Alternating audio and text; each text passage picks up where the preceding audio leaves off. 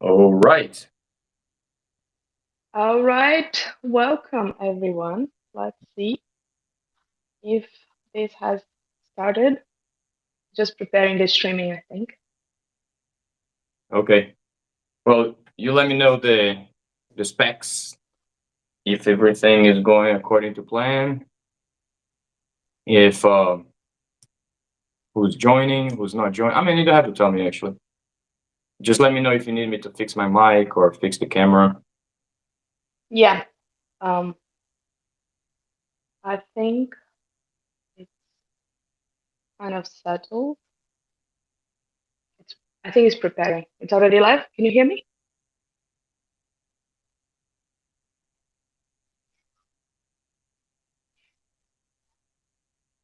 Oh, So it's all good. all good to go.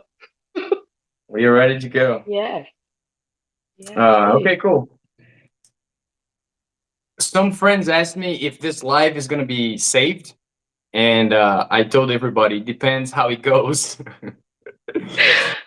So if we do a good Yeah, job today, which I'm confident we will, uh, the live will be saved. The goal is to have the live saved so people can have access to it later on, and hopefully we can take some snippets from it and put some other posts from the live. That'll be good. Um, since I'm already yes, talking, why are we here today, and why did we choose this topic? What is controlling your life? Um, I think it's a topic that makes you think right away. What is controlling your life? If you take that question seriously, it's gonna put you to think. It's like, what is controlling my life? What should be controlling my life? How do I know what is controlling my life? A lot of questions might arise from the topic of the life. So I feel would be nice um, for us to introduce ourselves and introduce the topic, and above all, introduce the why we are here today and talking about this. Ladies first. yes. Ladies first. uh, First, I'd like to thank you, Jagni, for being here today. I know that we have these conversations quite often in our phone calls while we are both driving to work. And after every conversation we have, at the end of the conversation, we think, oh my God, this was so good. That was so enlightening. Uh, that was that was a message for my week, and it really changed my perspective on seeing this topic or different things. And I think having this in a broadcast where people have access to these conversations and these insights that we have is a very good opportunity because there are things that is not coming specifically from me or you. You know, it's knowledge that we've acquired over time and with our practice in life and in our paths, it really could could help somebody, you know. I'm not saying it will, but definitely is a possibility, and I want to give people this opportunity. Many people, at least my husband and your wife, I know they're very curious of what we are talking on the phone for hours sometimes, Yeah. and many people say, "Oh, the relationship you have with your brother is just it's just different. It's just incredible." So Jagni is here. He's my brother. He's my younger brother, even though he looks older than me. Please, you can stay on the chat. He looks older than me. I really appreciate that. Um, but that's the intention. I think what came to what is controlling your life is from the perception that sometimes we are not in control. Right. Uh, some like there was a point in my life that I realized that there were other things controlling my life and I was living like almost like on an autopilot, on autonomous way. And this is something that is not a single time in my life. You know, it kind of comes in a cycle. The moment I become unaware of I need to be taking charge of this right now, I let it go, and the let it go is not in a positive sense where you've controlled enough to understand that the um, only thing to do is to renounce, is to let it go. It's usually Mm. the let it go before even starting. You know what I mean? It's you don't have Right. an intention to do things. You are literally controlled from within, from different aspects. I think that's how this topic came about. We had many topics in mind, but I think this is kind of crucial for us. I hope you agree. You see you now. Oh, right. Yes. Thank you as well. I have to retribute. I appreciate you inviting me. Um, I feel very proud of you, and I'm happy to be here. Also supporting. I know you have a lot of knowledge to share, and you only share with me so far. And I feel a lot of people out there could hear the things you have to say, and those things could help them live a better life. Truly, you have in your current work, you work with people, you work with people who are trying to get better, or they're trying to advance in their lives, and sometimes they have big challenges. And I feel you have a lot to share, especially with all the studying that you have been doing, all the certifications and everything. um, so thank you. Yeah, regarding our conversations, I always have something that I extract from the conversations we have, and that thought leads to more thoughts, and that little thought becomes a whole conversation that actually encourages me and empowers me to go on um, with my goals, pretty much. Not just go on with my goals, but also uh, fortifying my goals and also giving meaning to them. Because sometimes you have goals, but you don't know why. It's like, oh, I have this goal, but is it because somebody has this goal and then you think you should also have this goal? You know what I'm saying? Which comes back to the topic, which is, what is controlling your life? Are you in control of your life? Um, are is social media in control of your life? Is your trauma in control of your life? Are your parents? Is your religion? Um, anyhow, we will Exactly. explore this topic a little bit more. Um, Yeah. but yeah, first of all, I just wanted to thank you. My name is Yagni, and I hope you guys know me by now. But I don't have any certification with human development. I haven't studied anything formally um, with like Janavi, psychology, and social sciences, all this stuff. But I love relationships. I love understanding how people think. I really take pleasure in talking about spiritual topics. Um, Part of my youth I spent in India because of that seeking of spirituality. So yeah, let's go on. I have a few questions straight for you that maybe we can get started with the topic, right? Yeah. I Um, just want to say that there are some people that constantly are looking for knowledge outside, you know? And I am one of those people. Even though I do understand that I have knowledge within, I always want to kind of match what I kind of know to what is outside. So I study, I was like, oh, I knew about this, you know? But I'm looking for approval outside in one sense of almost to make sure what I'm thinking has been taught before. And I think you were one of these people that are born with a a a body of knowledge that is only people that have talked to you experience this. They're really like, whoa, Jagni. I don't like people that know you, and they're listening, they know what I'm talking about. So I just wanted to say that you're already born with this knowledge that okay, just saying. yeah, yeah. I But take your go ahead words. with the questions. I take your words and I bring them to my heart. Thank you very much. Um, so back to the topic. What is controlling my life? As I was saying, when we think about the topic of this live stream, what is controlling my life? Um, for me, I start to think, what should be controlling my life, right? What should be controlling my life are there different agents or components of that controlling part?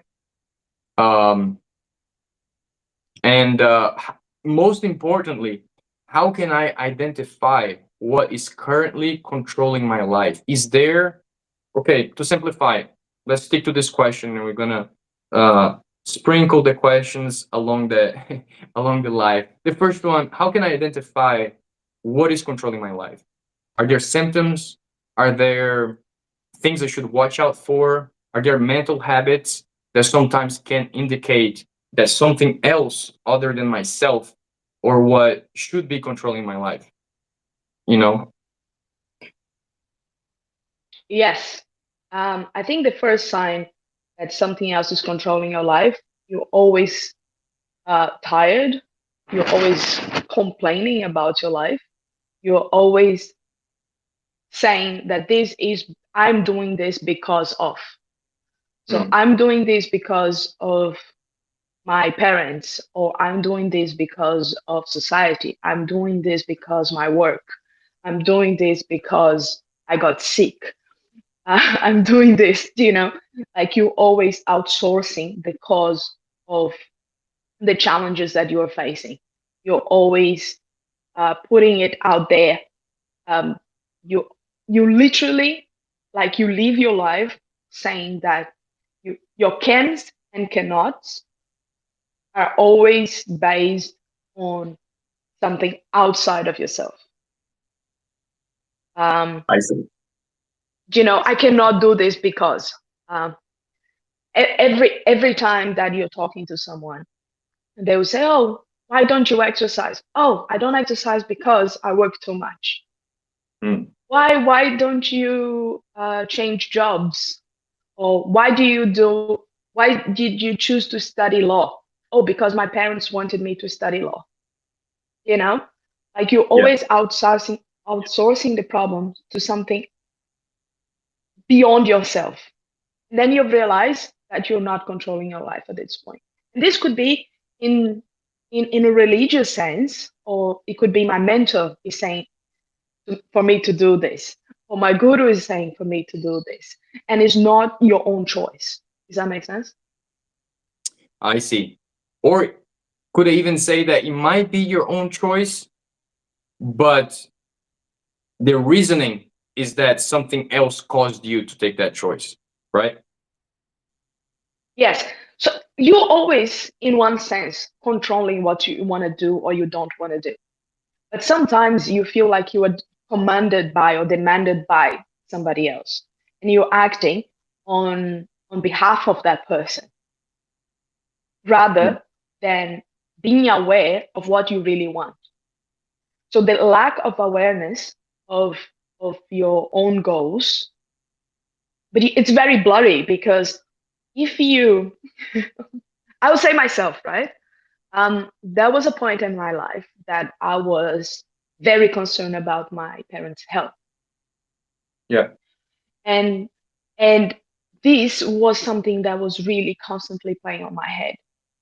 My parents need me. My parents, Hmm. they do not really need me. Do you know what I mean? Yeah.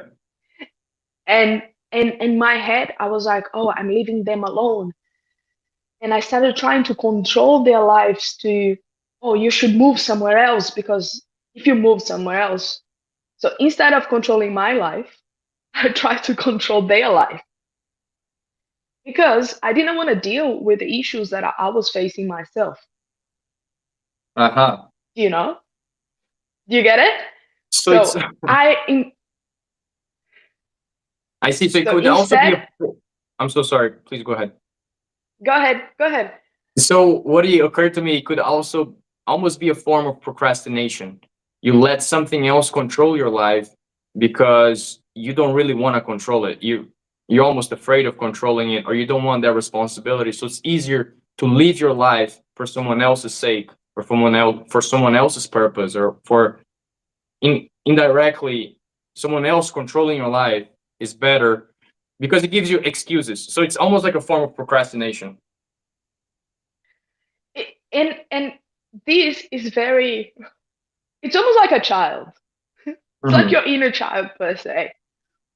A child doesn't have control of their own life in one sense, and they're always seeking attention. They're always seeking. I don't know if you had like a child that was, you do this, it's like you shouldn't do this. Or my mom, is not yours. Um, so basically, they are always trying to control something other than their lives because do not have that capacity. And sometimes what happened to us is that we grow up in age, but there is something within that is still behaving on that mode, that operandis mode. I don't even know if that is a word in English, but then The modus operandi. yeah, Yeah. it's in Latin for sure.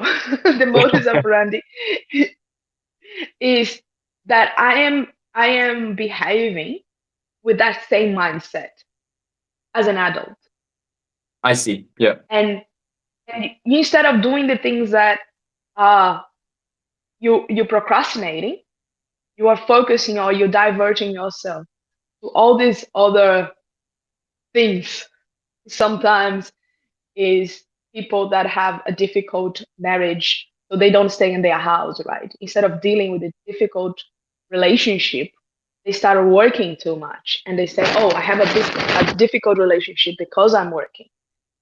Yeah. He's working too much because he has a difficult relationship. And if he doesn't stop and say, wait, I need to see what is going on here, analyze what is happening, and take a decision of what he wants to do instead of blaming on work or on the bad relationship. Does that make sense? Yeah. Because otherwise, we'll be stuck. Instead of progressing and evolving in life, we're constantly stuck into this um, complaining mode that everything in Mhm. your life doesn't work, and it's because of the system. You're always going to blame on the government. You're always going to blame on everybody's like this. And that's why I cannot change. It's because everybody is suffering the same way I do. I see. So what I understand is that we can diagnose ourselves, or we can feel what is controlling our lives by the excuses we give ourselves and by the reasoning that we give for the actions we take. Right? If Yes. if we're not Sometimes, so if we're not expressing ownership for our decisions, and we are not holding ourselves accountable, that is also a sign that something else is controlling our lives. Would you say that? yes, I would say that. Um, it makes sense. Uh, Personally, within what I understand is that we have this longing, right? As human beings, we have. You need to say something? No, it just cut a little bit. Could you just repeat that last sentence? Oh, yeah. Um, I was saying that as human beings, we have this longing. Um, whatever you said, I couldn't hear. Yeah, just give me 1 second to see what is going on here. Okay, no problem. Let's restart here.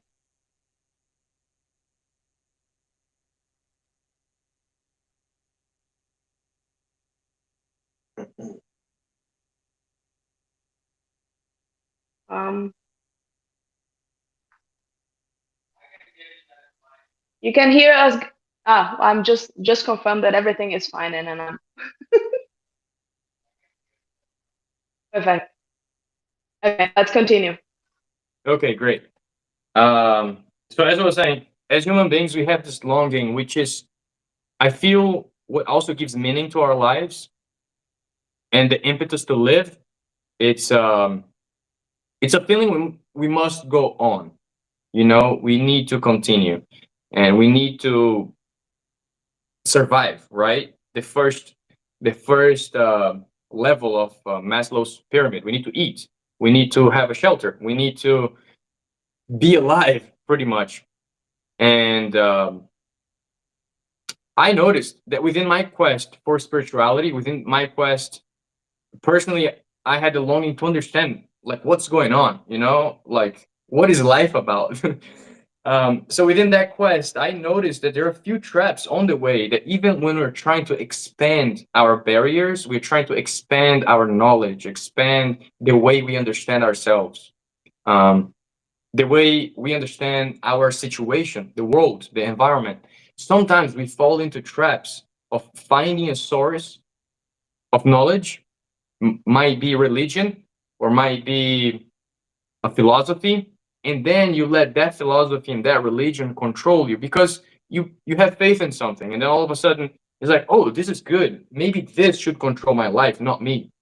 And all of a sudden, what what was controlling your life before, you replace by something else controlling your life. And what I noticed is living in a monastery, it's a very good environment for training people. You have a routine, you have knowledge. Our brains long for learning, so we need to acquire new information. That makes us feel good. So it's a very good environment for for a learning process. But it comes a point that you mature, you become an adult, and the learning phase changes slightly. You no longer are just learning, you're learning still, because learning never stops.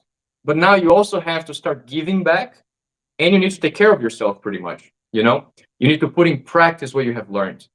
Now, to put in practice what you have learned, you need to start making decisions.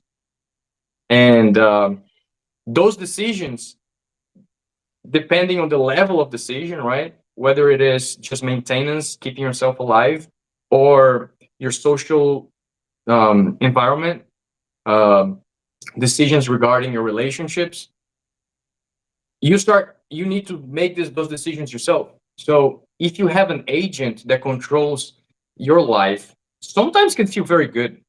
So I Oh, just want to bring this back to you because the first symptoms of having something else controlling our lives is, oh, you feel tired, oh, you have excuses, oh, but healthy. sometimes that controlling agent can feel very nice and it can feel like you're doing the right thing. It's like,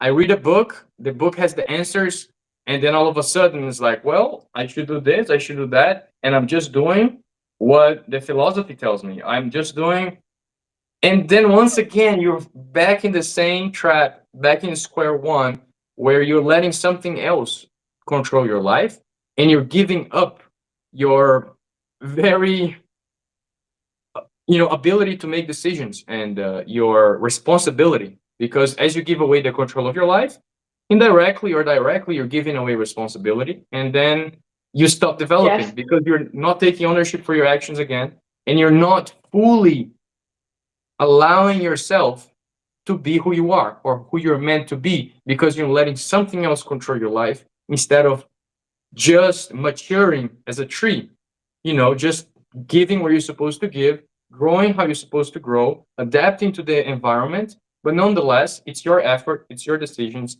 and it's your choice. The control is you, right? So if you choose to put something else as control, sometimes that might take away from your development. I would like to give that question back to you because sometimes having something else control your life can be amazing, and I have been guilty of this pleasure. Oh, yes. Having somebody else controlling your life, it's so good because it puts you in the most comfortable position ever. You don't have to think, right? Yep. And plus, if something goes wrong, you have somewhere else to blame. You don't have to blame yourself. If something goes wrong in your life, it's like that joke. If I I cooked if it tastes good, and if it doesn't taste good, was somebody else who cooked. Right, So right, if you're in a super comfy position, right? You're following this book per se, or this master or this mentor. But if something goes wrong, the responsibility, instead of taking myself, I'm also gonna outsource it. right. is exactly the same. And it's interesting because what you bring into your experience in Gurukul, and traditionally speaking, Vedic culture, it has a training period. It goes to 25 years old of Yep. age. And in a parallel, is the same time that the brain matures, right? Yep. So we are learning, it's a learning curve from zero, like from 4 to 25, where you're learning. And when your brain mature at 25, you are ready to make your own decisions. Right. But what usually happens is instead of teaching in a way that promotes people to take their own decisions, sometimes these people perceive as taking instructions and just following, rather than taking the instructions, understanding the intention, understanding the purpose, and then following. Do you know what I mean? Or not following. Because if Yeah. the intention is not clear, if the purpose is not clear, there is no teaching. There is no process of learning because you're doing by repetition, and a robot can do that. Yep. And then you lose your whole sense of human being. Oh my If God. you do, literally, you become a robot, mechanically doing Yeah. things without purpose. And then if you do that, you do not develop the values. You know, I think Yeah. growing up in a philosophy like we did, um, we talk about principles, we talk about values all the time. We talk about honesty, we talk about compassion, we talk about cleanliness, we talk about honesty. But those values sometimes they are lost in between our rules and regulations, what you should do and what you should not do. Rather than developing those qualities and values, people get robotic and follow in yes or no. And compassion, for example, you say, "Oh, I don't eat meat. I'm practicing compassion." But then you go into your friend and then you say something terrible to them, Right. Right. or you judge other person. So I think the idea of understanding philosophy and the process of self actualization, of self realization, has an ownership to yourself. And if you're talking about progressing, whatever it is, if it's progressing materially, physically, professionally, or spiritually, you need to have ownership. Because if you don't have that, it's going to crash afterwards. It's going Right. to be like this, and you think you're great, and then suddenly you crash. And then it comes the psychological part of it, the Right. anxiety, the depression, and yeah. Mm. Yeah. And just from what you said, the robotic lifestyle that you feel. Um, oh my God, it's just another symptom for those out there who are thinking about this question, Exactly. which is, am I in control? Like, what is in control? Um, Definitely, that is something that I have felt that it takes sucks the purpose of your life away because you're not engaging yourself. And because you're not engaging yourself, you're not getting down to the decision making with your heart, like deep inside. Because you have all these thoughts, you have all, okay, this, that, all the thoughts of the controlling agents, whichever they are. Like I said, they could be coming from emotional backgrounds as well. It's not always thoughts, it could be an emotional situation that leads you to take decisions. But ultimately, those decisions are not yours. They're not belonging to the self, they're belonging to experiences. And experiences, I feel like that's a huge thing to separate Yeah. experiences from the self. You are who you are, but the experiences that you have, you need to understand the difference. And if you Oh, don't, yeah. sometimes a certain experience might become you. I have met people, and I might have done this myself, which you just tell one story over and over in regards to something. You might have heard someone, I don't know, they Yes. had, hypothetically, they had a bad situation happen to them, maybe an accident. And you talk to that person, and the person might refer to the accident like 10 times in a conversation. It's like, oh my God, yeah, since the accident, I cannot do this, I cannot do that. And then like you try to change topics, like, dude, I don't want to talk about the damn accident no more. And then you change topics, and then somehow the person drags that accident back, and it's almost like, okay, the accident happened. It's okay, like it happened. That's why who you are right now. And then all of a sudden you don't know, am I myself or am I the accident? You know what I'm saying? And like you said, you can go on with your life so far when it comes a point that you start to question everything, because your decisions, they will have a result. And when you're living the result of those decisions, you're like, oh my God, I haven't signed up for this. Like all my life, I've been living my life um, through something else. Like who was doing all the choice making the whole time, you know? And that's why I am like all in with this effort that you have right now of like bringing knowledge out to people. Because the earlier you understand this, the better you can adjust your life. Once again, we're it's not so giving an answer. Like what we're talking about here is no one answer. It's just encouraging you to independent thinking. It's knowledge, and knowledge should be expensive, not limiting. So we're not here to limit your choices or to limit your perspective. The idea of the conversation, the idea, what I think of knowledge is that you should expand. You should have a broader view. You should be able to see the components and agents of action and decision making, and be able to balance yourself, balance free will with the environment, the cards that are dealt to you by life, right? Um, right. If you have something else to say, I'm ready to ask you a different question, but you might want to complement what I I, just said. I do I would want to compliment because you were speaking with such I feel like you were speaking with such a experience, like exactly. and Don't and throw I me under and the bus. Come on. I'm sorry, but I've been there too, and I feel like that is great that and somehow I was a catalyst for you to be aware of this. Now we are starting something together, like to really help support people on their own discoveries, on their own journeys. Obviously, there are techniques. You're saying that um, sometimes a person, they are aware of all this, but they are not able to fully grasp on exactly what is controlling because there is so much going on.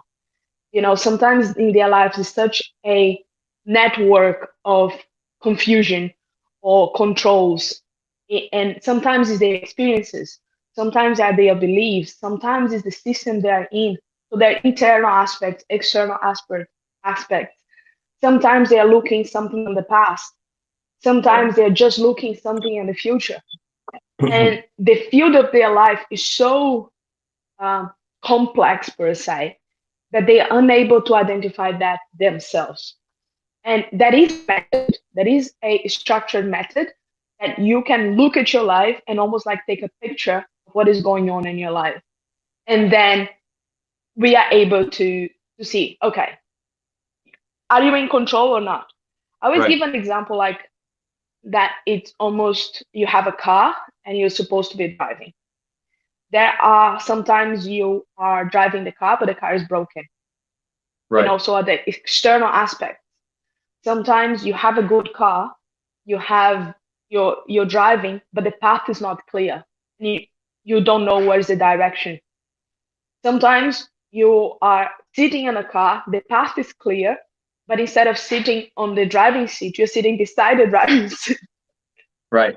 and no one is there, and you feel like I'm just stuck. Yeah. So I feel like this analogy, that is a method to perceive what is going on, and sometimes you cannot do this by themselves, by yourself, but you can see the signs, and then you can look for help. Like if you Right. feel that you are unable to change yourself, there are ways of doing with a help with somebody. This help, it's never uh, What you want to hear? a Exactly. It's never what you want to hear. It's never what you want to hear. Plus, this help is not going to tell you what to do. Yeah. If you Yeah. go for help and they tell you what to do, you know that it's not help. Yep.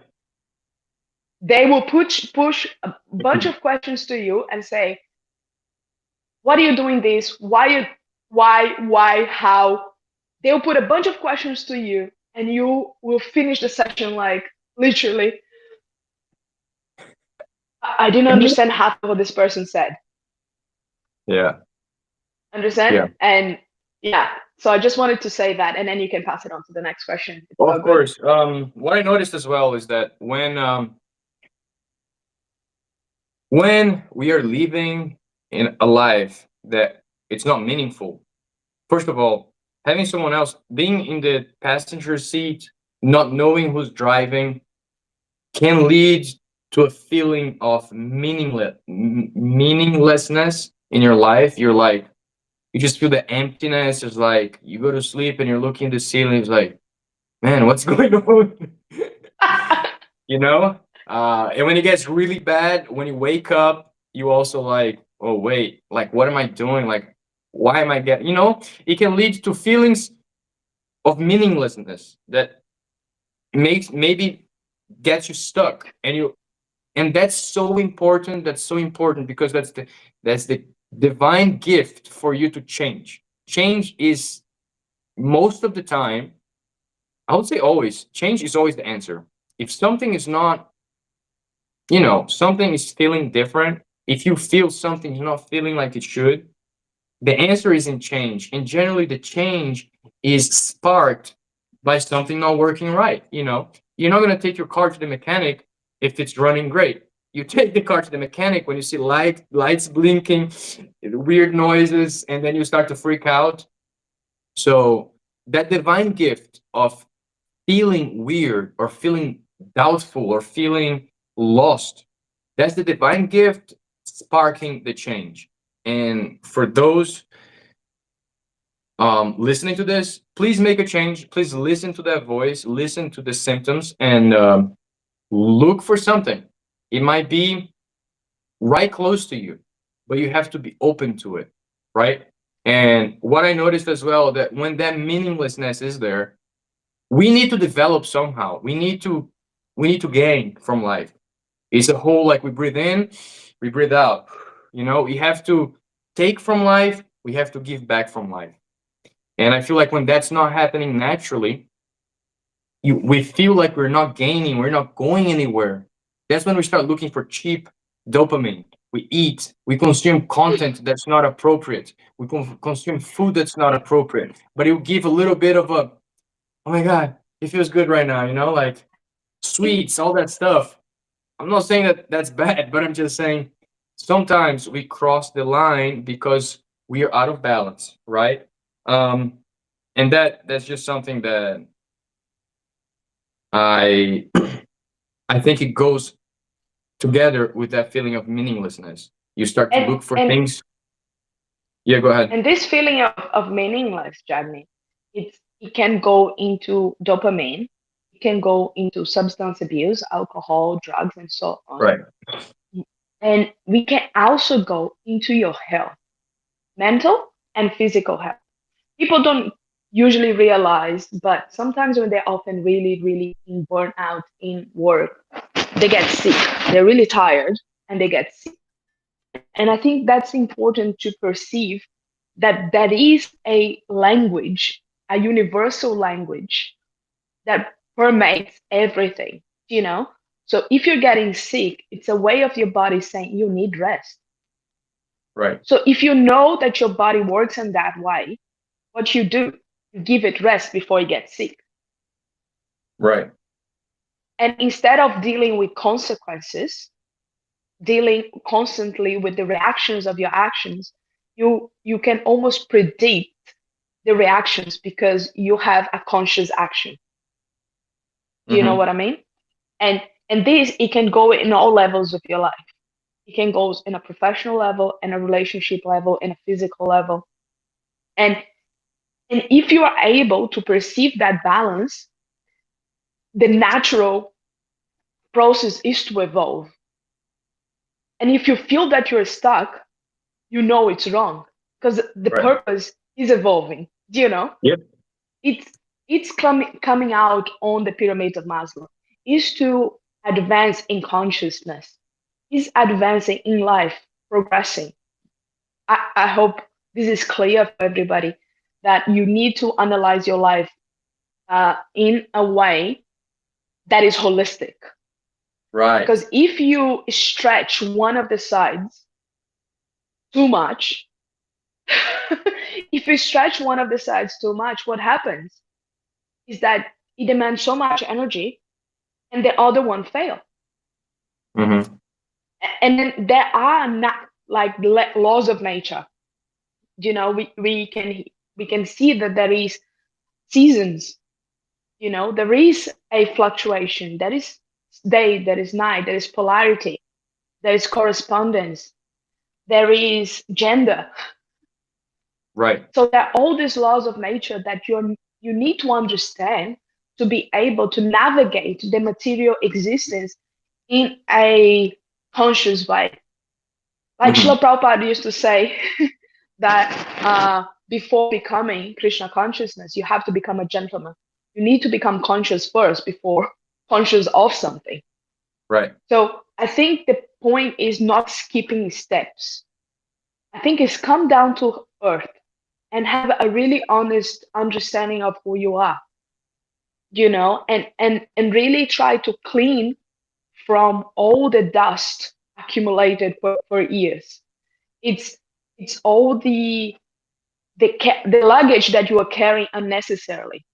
It's about cleaning your environment, cleaning your wardrobe, but the Mhm. wardrobe outside and inside, because one way or the other is a reflection. Right. Once again, that separating the self from the experiences, right? Yes. And Yeah. we separate, I'm sorry, we separate the self from experiences, but they are interconnected. And from the moment you perceive and you are able to separate them, you understand that it's a reflection.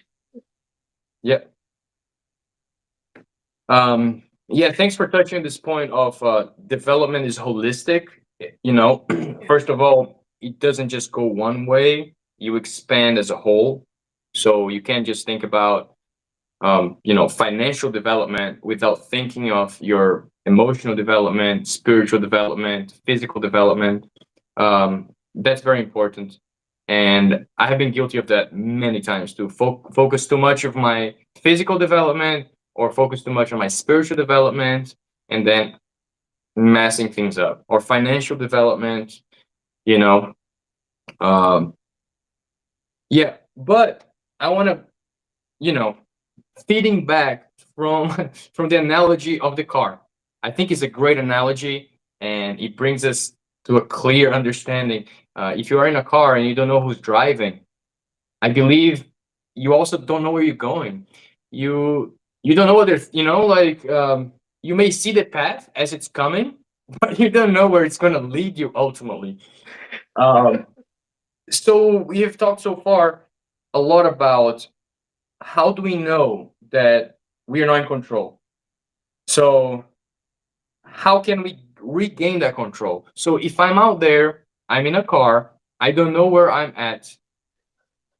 The guy who was driving or whoever was driving, I figured out and I'm like, wait, I want to drive. And then I get onto the driver's seat, I grab the wheel.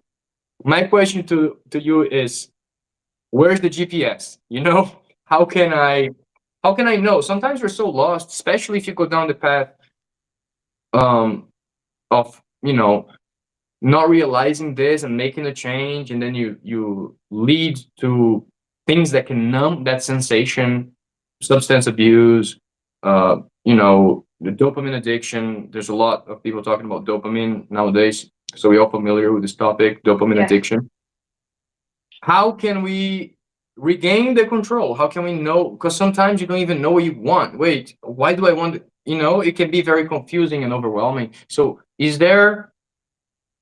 like baby steps that we could do to start coming back and have a little bit of a clear view of the situation, as well as, like you said, universal laws. The nature is constantly teaching us. So how can we apply those laws? I know it's an extensive topic. To talk It in is. 15 minutes would be it wouldn't be possible. But it's just we talked 45 minutes about how we are screwed. And like, wait, don't go yet, don't go yet. It's like if it's a doctor that just gives you diagnosis, doesn't give you any treatment. It's like, oh, that's what you have now. Like, I think everybody needs to hear, and we should talk a little bit about. Okay, so how do we come back from it? How we regain the wheel and we don't cause an accident, right? Yes. I think first we need to become aware of what's going on in our life. I think that is the first step. There are techniques of doing that. There are uh, psychologists like Bert Hellinger, which develop a family constellations. And sometimes you can actually, not by doing that therapy, you are able to perceive what are the reflections of your system into your life and what is really at that point taking charge of it. And when you are able to really find yourself in in control and really governing that your life, you are not too much on the creation, you're not too much on the controlling, you're not too much on, per se, yin or yang. You find that balance in life. What you have to look up, right? Where are you in levels of consciousness? So you mentioned Maslow and Abraham Maslow, and we talk about like 7 levels of consciousness. And I'll go into 4 because it's a process. So the first one is this survival mode. So if you realize that at that point you are in the survival mode, you need to be able to change your consciousness. And for you to change your consciousness, all your needs at that level need to be fulfilled. So if you're constantly thinking, I need to work and make money for survival, you need to go beyond that. So your groundwork has to be your where to go, per se, is change your level of consciousness. And then you go to the second level, which is a bit more social. It's about more families or tribes or really interactions with one another. And when you go into that, and then the second level, and obviously there are sub levels, and then I can go and talk about this forever. But when you are able to go to the second level, which is importance per se, because you Uh-huh. realize that you find yourself within the society and you have those connections, relationships. And then, and we can also carve a parallel to ages, your ages too, because survival, it's very toddler like per se. Mm-hmm. Importance is a moment of the child that is really kind of pre-teenage years, that they realize that they have peers, right? Right. And is about evolving that level of consciousness. And then you go into a third level, which is the level that people usually most scared of, because it's a level of importance and power. And importance and power is usually perceived as something very negative. Yeah. But this power is actually the power of controlling yourself and controlling your actions and have a planned process for success, Mm-hmm. rather than power over others. Sometimes that in that level, you need to really understand, you have to perceive where you need to stand a point. Because imagine if somebody has been driving your life for your whole life, and suddenly you tell this person, per se, hey, I don't want you driving my car anymore. The person will be, excuse me, I've been driving your car for the past 10 years. Excuse, like, it's mine.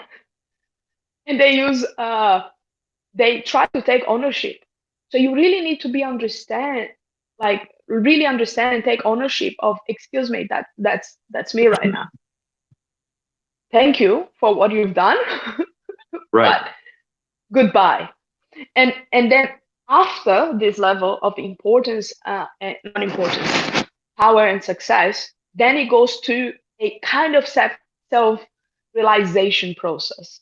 It's about really understanding the knowledges and awareness and for being able to talk about higher topics because you're Hmm. completely stabilized. You're stabilized in your basic needs, you're stabilized in your relationship, you're stabilized professionally and financially. And then you are able to reach a point of servitude per se. And I think coming from I think it's important to talk like we grew up in a Bhakti tradition, right? We talked about devotion since we are like babies. We talk about service since we are babies. And I feel like, at least for myself, I've put this serving before I even consider all these other levels. And Right. because of that, I was not able to serve properly. And I was not able to be sincerely there. I was outsourcing my life to all and to all agents rather than take ownership, go through the process, and come to a point of servitude, like really genuine devotion. So I think, like in literally 6 minutes, it's about understanding consciousness levels. First, understand where you are, removing all the controlling agents of your life. Take some time to see, wait, do I sit here right? What is my nature? What is my purpose? Sometimes people in that point they change professions entirely Hmm. because they've realized that um, they've done a profession because of the expectations of society. Sometimes they come there and they realize that they have a relationship that needs to be taken care of. You got married, you love that person, but you realize that you're operating such a mechanical way that you don't even know that person anymore. Hmm. So I think sometimes the groundwork can take a little bit of time for you to stabilize it to a point that now I can grow. So you first take control of your life battlefield per se. Take control, then you govern it for some time, and then you are able to evolve with different levels of consciousness to progress. We can also talk about your inner purpose, like your inner purpose of what you're meant to do. But then it's gonna go into Right. extended amount of time.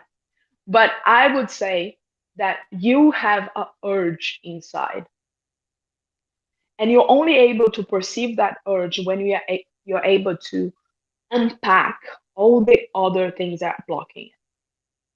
So when you're blocked, like when you take all these layers of conditioning, all layers of conditioning, all layers of control, you are able to see who you are, right?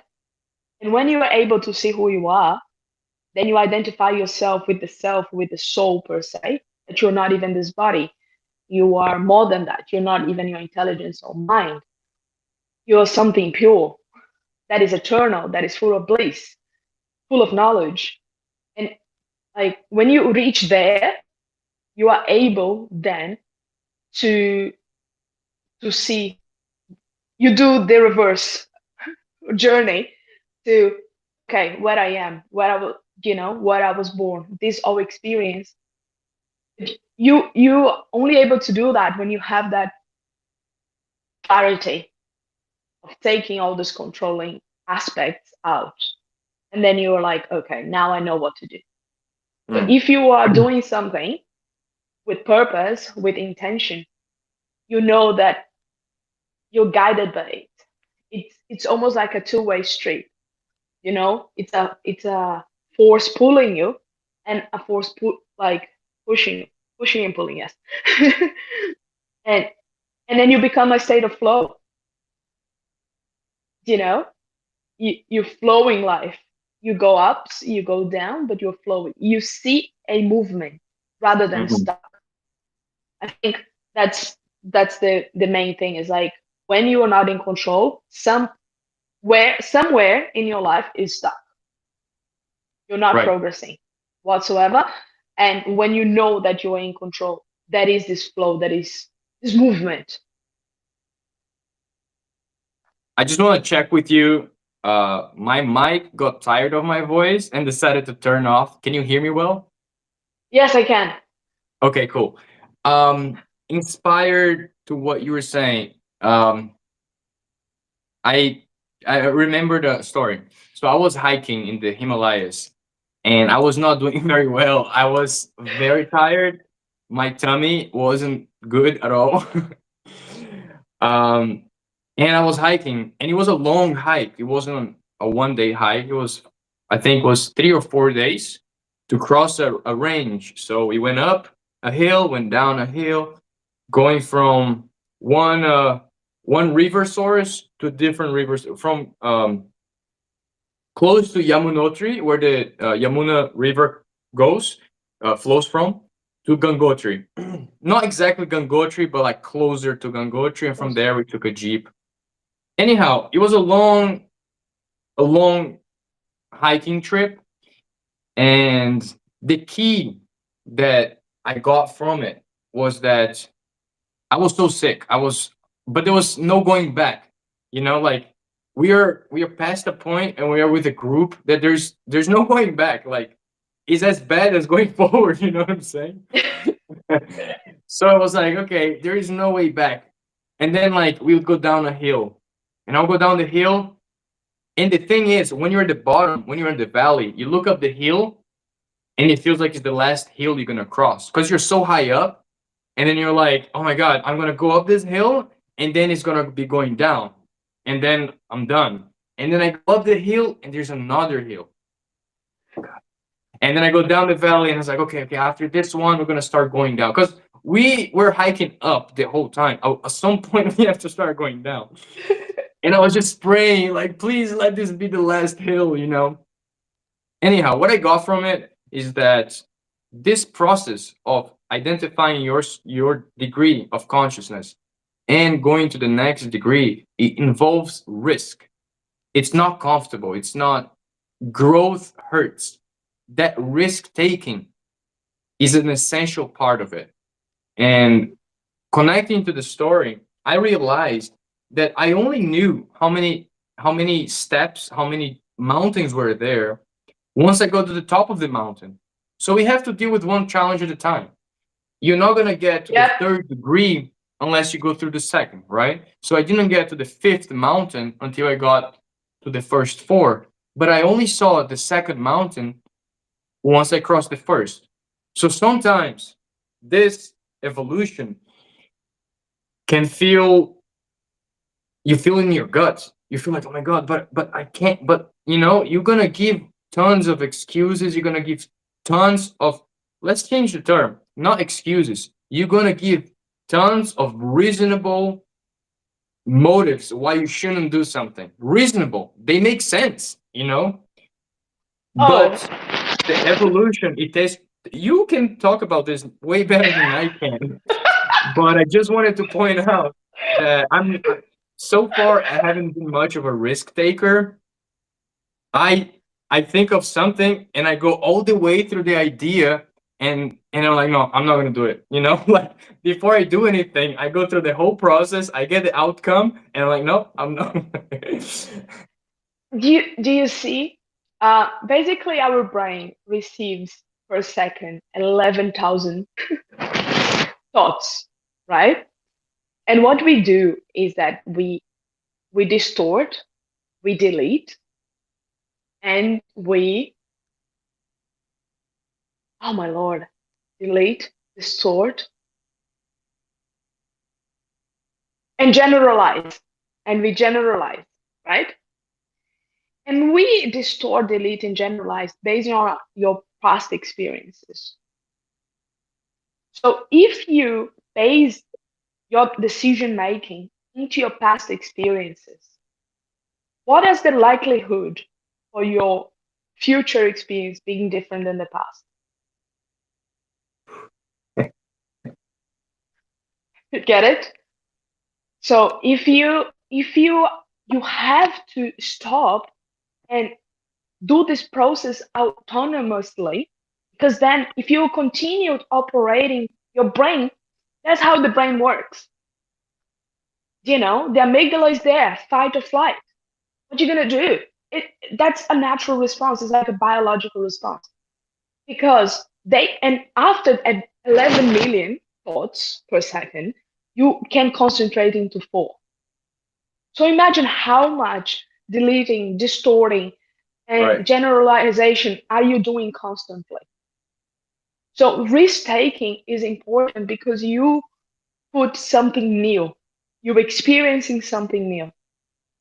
And when you allow yourself to experience consciously with awareness, you are able to then change those guidelines for the distortion, for the generalization, and for the deletion. Do you know? Um, I know that we kind of reached the time, but if you do you have some time, we could extend a little bit. What, Is that all me? right? Yeah. No, my schedule's very busy. It's a Saturday night. No, of course, I can stay longer. Basically, I just felt like it's important to talk about the risk taking and this process that your brain goes into what would happen and then go back into deciding whether to take the risk or not.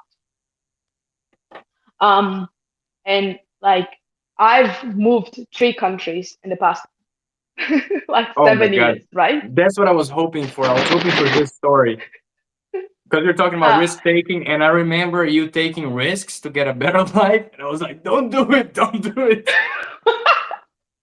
And I uh, truly care about you. That's why I wanted you to share oh, because I really care about you, but somehow I wanted to control your life. And you're the one who to control it in order for it to get better. Anyhow, please share. so basically that was a point in my life that first I was living in India and everything seemed okay, but I wanted to control my parents' life, right, in my head. And I moved into my parents' place. And living there, I realized I cannot do this. Like my parents were really strong in controlling their lives. Therefore, and I was the agents like me trying to control their lives were not accepted. So I was like, okay, I need to leave from here. And then I went, and then pandemic years arrived, right? And I was like, oh, I'm being controlled by pandemic, but by the pandemic, and I cannot do anything right now. So for a year, I sat and I was literally living my life in a very uh, like not Secluded. thinking, secluded per se, but like really not thinking much. I was just like my controlling agent was like, pandemic is there, I cannot do anything. I cannot think of changes right now because there are pandemic. The pandemic is there. So I didn't do anything for a period of time. And then I was living in a community, it was a beautiful community. People had purpose there, but I did not have my purpose. So I always thought this is temporary for me, but I don't know what to do. And at that time, I was literally like trying to manage 2 small businesses, which was not flourishing. And I was sharing my house. I was living with my husband and a very lovely couple.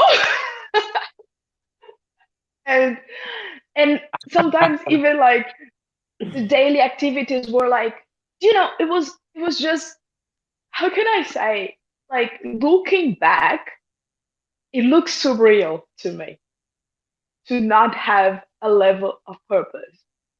I was literally living in such a stuck mindset that, like, looking back, it was just like so numb by,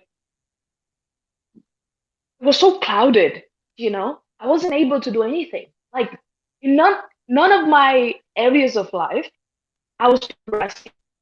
Not in a physical sense, not in the spiritual sense, not in a Hmm. financial sense, not in relationship. We're all stuck. And then I watched one live from João. João, it's from the Bora Evoluir, né? I watched one live, and he was talking about that comfort zone. When you put yourself in that comfort zone and you outsource your life to other agents. And when that happened, I was like, wait. And uh, a changing virus, like a transformation virus, was like, I need to see what is going on in my life. What are the agents that is controlling my life? Is that a pandemic? Is that a community? Is that myself? Is that, you know, my my beliefs, my perceived knowledge? You know, I there was a point that was like, I need to change it. And in conversation with my husband, we are like, okay, let's move. Here is not the place for us. Let's move. And we literally use Excel. We put different countries that were English speaking. At the time, my husband was really struggling with learning Portuguese. And we we literally did that. And then we made a list. That was an attempt of robbery for us as well. So everything was going like terrible. Like your life was completely down, stuck, and there was attempt of robbery, and we felt the fear of our lives. At that time, I also had a cancer scare. Oh So my God. you remember that? So everything was happening at the same time. Like everything was going like collapsing on me. All my choices were collapsing on me. All my previous decisions were collapsing. And at that point, I decided instead of outsourcing the guilt, I took it up. Yeah. And then I said, I decided to be here. I have to deal with this. But at the same time, I'm going to change it. I'm going to change it and I will do whatever it takes. Doesn't matter how, I'm going to do it. And when, when I decided to do that, we've decided that I wanted to study psychology. So I had already started studying psychology, and we decided, okay, let's go to Australia. But the understanding of coming to Australia, in theory, it's great. But then you look at the fees of university, and you think it's like 100,000 reais per year. And I've never even had 100,000 reais in my account. And the course takes 3 years. It was like 300,000 reais. And it was an amount of money that I thought was impossible to manifest in any way, Yep. you know? And when I decided to go, somehow the life opened doors. So I called a friend and he's like, oh, Janavi, you're coming here. I know that it's difficult to come. So I'm going to give you $10,000 and you pay whenever you can. And I was like, okay, thank you. And he was like, this could help you to pay for the first semester and let me see how it goes. And then another friend said, oh, Genevieve, I can give you $5,000 for now and then you can pay for life insurance and we see how it goes. You pay me back at some point. So in total, friends of mine offered $30,000, which is equivalent to like 100 something like 100, like 125,000 reais at the time, and I had all this money in debt without even leaving my state in Brazil, right? Plus, my challenge was to study in English for the first time, to maintain my discount in university. I had to maintain a GPA above 4.5 to 6 to 5. So there was pressure both ways. A friend of ours said, I just got a house in Australia. You can live with us for some time. But I had to share a house afterwards, like, Yeah. and then I remember having this conversation with you with, and could you please tell me, like, if you can share with everybody, what were your thoughts at the time when my husband and I were talking about this? Look, so like you said, we were sharing the house. So you lived one side, I lived in the other side. So I would, whenever you had these conversations, I wanted to support you, like how, and then I'll go to my room with my wife and be like, dude, I think Janet is doing a mistake. I think she's doing a mistake. It's too many risks. She's going to a country she's never been ever, and she's starting off on the negative with like a huge amount of debt. And her staying there depends on her performance on her school because the visa was education based. And then on top of that, she has to like study, work, pay debt, do well in school, like, and her husband also needs to be working, and it's going to be a physical job because at first that's what's going to be there available. What if he breaks a hand? Like, what if he, like steps funny and twists his ankle? He can't work. And I just, was playing scenarios in my head. And I think at some point I told you, I was like, Jonathan, Yes, you did. look, I don't want to, I don't want to, shit on your parade, but but like be conscious, like what if this happens, what if that happens. And I remember um your husband was also very like positive. That's another thing that I think it's huge, is positivity and faith. It's like, no, it's gonna work out, and like have that positive attitude is huge when it comes to changing your life, whether it's a massive change or like a little habit that you want to change. And I remember feeling super proud of you, but being very concerned. I was praying. I was like, you know, God, please, please help her out. Yeah. But that was a few years back, and everything went so smooth. And, and I wanted to point out as well that a lot of the things that you were facing, now having a better understanding of how the universal laws exist, there's a divine force that wants you to succeed. There is an Yes. energy, a positive energy that wants every single one of us to do well, to do the best of our existence. It doesn't mean it's easy. It doesn't mean that your life is just going to be comfort, you know, Yes, but exactly. we want that energy is there for us to do well. And whenever we are not taking initiative, that same force, which is beautiful and positive, will start to poke at us with a cancer scare, maybe, with a robbery scare, maybe, which at the time seemed terrifying. It's like, oh my God, it seems like a negative thing. And obviously, It, at the time, there's no, there's no arguing. It is a negative thing, but that is a positive force for you to change. Nowadays, through understanding a little better, if my tire in my car goes flat one day, I stop and I think, wait, what is the universe trying to tell me? and then you think, where are you going, right? Which Yeah, side is it? Where did you yeah, come from? What was the conversations you've had before? What are the conversations you're gonna have later? What yeah, were you trying to avoid? yeah, Why do you want it to be delayed on something? yeah. And then it starts like Yeah. this. Oftentimes we start feeling emotions. Those emotions, if we don't deal with them, if we just numb them, or we don't think about them, or we just like brush them off, they sometimes will turn into something more physical. And what's inside manifests on the outside. So then what you feel will start to manifest in your life through the vibration that you have. It's simply how it works. There's no like escaping it, but there is learning about it and doing better with the knowledge that we gain. Yes. One point that I wanted to mention about risk taking and about changing lives, right? I heard this story.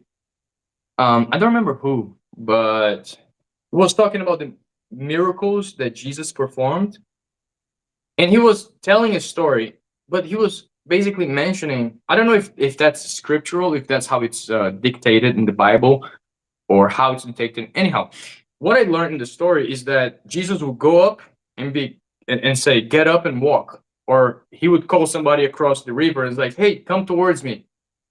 Now these people, they had all the reasons to be like, "Dude, I can't walk." Like you've been a cripple your whole life for, I don't know, a long time, and somebody's like, "Get up and walk," and you're like, "Bro, like before you even try, you have plenty of reasons not to even try, right?" So if somebody tells you to cross a river, you're like, you know, that's a big lesson about faith. I'm not saying that we are even close to what Jesus Christ was, but what I'm trying to say is that power, that energy, we have a similar energy, maybe not in the same amount, but with the same quality of faith, of authority, you know. So we are able to create through our intention, and the authority by which I say this is because we create through our intentions. If I think I want to go to the kitchen right now, I'm gonna make a sandwich for myself. Of course, you know, but it's my intention and I'm manifesting, right? That is the same principle of creation through your intention and through your faith.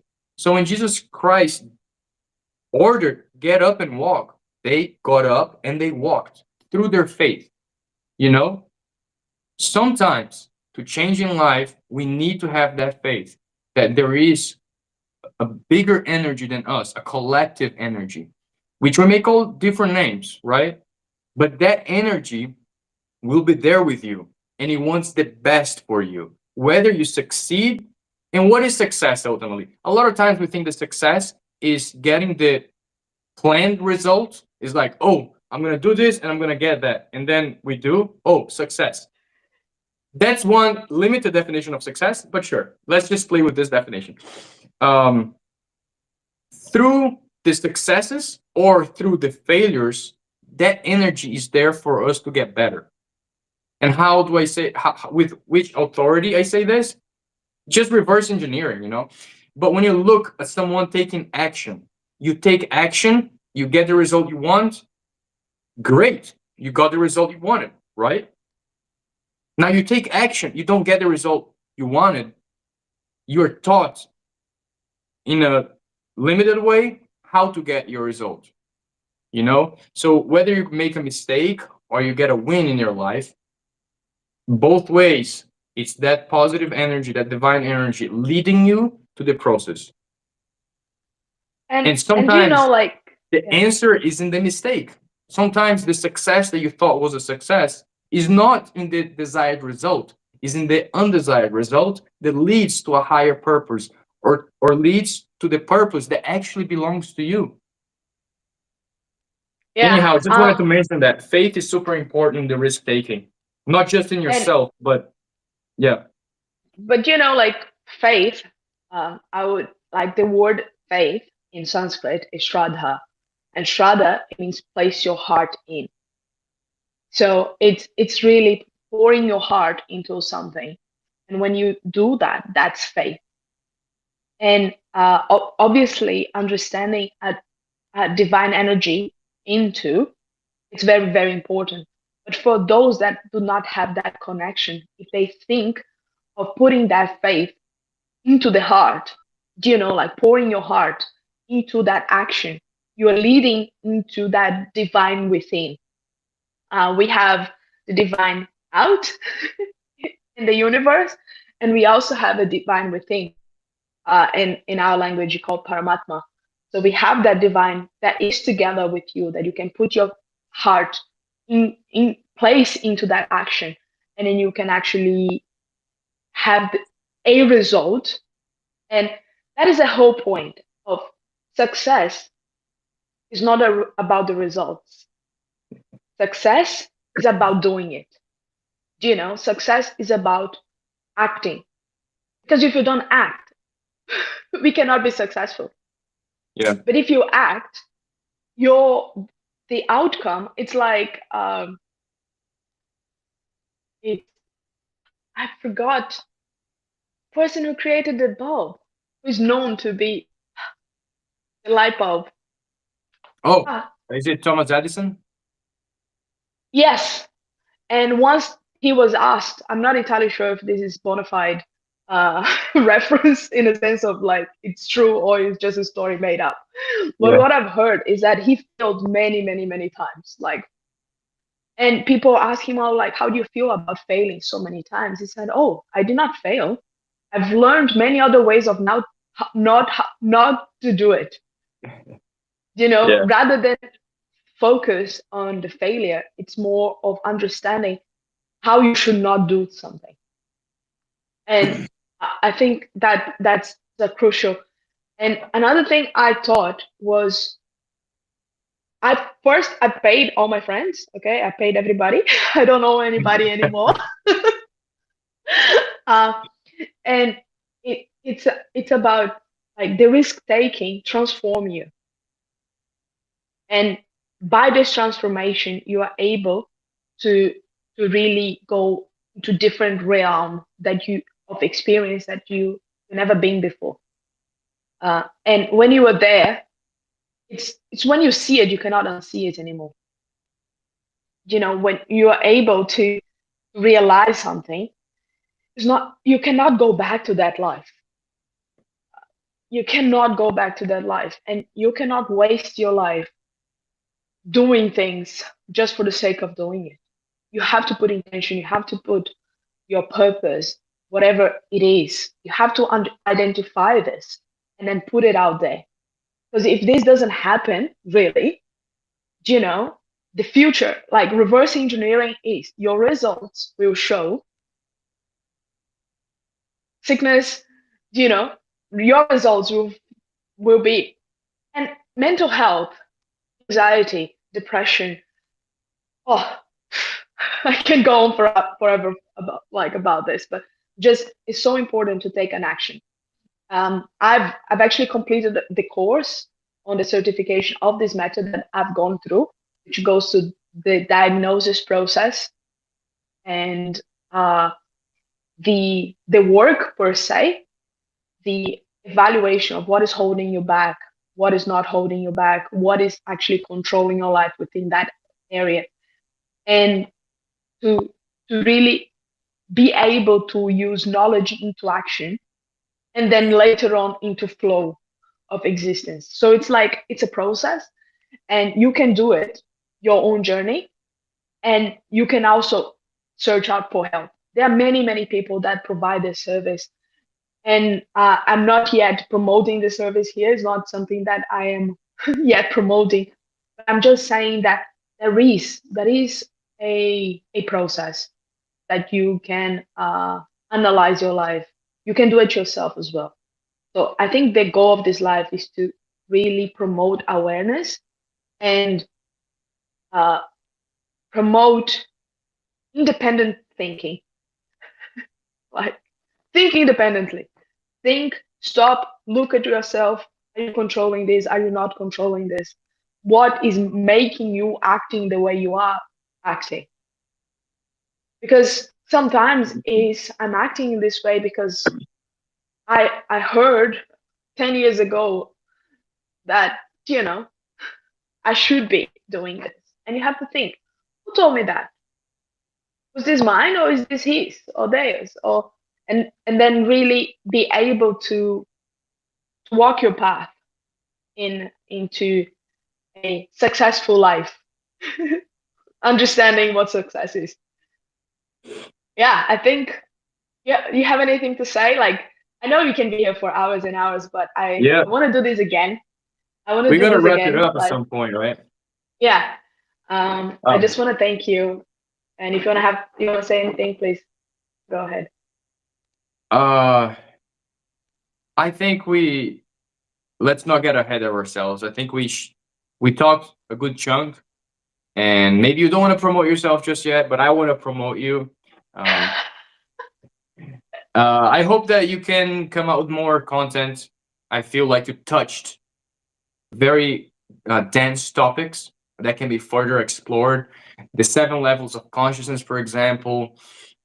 Yeah, the degrees of consciousness and the sub degrees and all that. The different laws that must be respected. I know you know a little magical trick there of building a field, important field that you can like see where you are at in terms of past, present, future, and your relationships and all that. And that's a life changer because it puts into perspective what's going on in your life from above. Because from being here, it's difficult to see what's going on in your life, right? But if you take a panoramic view, which is like what we try to do with the method of setting up a field, I don't know if you're going to be doing that or teaching people how to do that, Yes. but it's an excellent tool. And anyhow, I encourage you. I thank you. I encourage everyone, like you said, awareness, independent thinking, and encouragement. If you have something in there that you feel, go deeper into it. Don't be afraid. Don't brush it off. Dive into what's calling you. You know, I think this is important. Well, since you're not being the promoting person today, whoever's still watching, if you want to like, subscribe, this is the first live stream we're doing. We had to like beg people, hey, can you subscribe to the channel so we can actually live stream? You need a we need we need a minimum amount, and we weren't like posting stuff. So actually, I logged in and I looked at the channel, and there was a bunch of like just random videos that we had saved in the channel. I was like, oh, we gotta delete that, like birthday wish, anyhow. So like ultimately, we are not here for um we're not here for the followers, Nadanam najanam nasundarim. It's a verse. It's a verse. Anyhow, we are here because we're trying to share. We lived a little bit and we had certain experiences, and we want people to do good. We want people to feel good, and we want people to expand their consciousness. Yes. Let me just see if there is any questions on the chat. Just give me a second. Ooh, you're gonna do questions. No, I'm just looking if there is any questions in the chat. Just I'm not entirely sure if there is. I think it should be all good. Um, no questions. So I think we can finish. And thank you again. I will be. I'm putting myself out there with the content. I think is really you touch on the life field, something that I would like to talk a little bit more, the level of consciousness. And I think soon you're gonna be hearing. But I think we should do this again. I think that you held a lot on, because I know that you can talk a lot more of your experiences as well. And I want people to see, because you've gone through a process of transformation yourself. I did on myself, and somehow we bounce off each other our realizations through that process, right? So I think people benefit from that. And I think we see each other again. Thank you. And Om Tat Sat. Om Tat Sat. Thank you very much. And yeah, I hope we can do this again. Good night Yeah. for those in But Florida. Good night morning for those in Australia. in Australia, and good night for those in Brazil. Bye bye. Bye.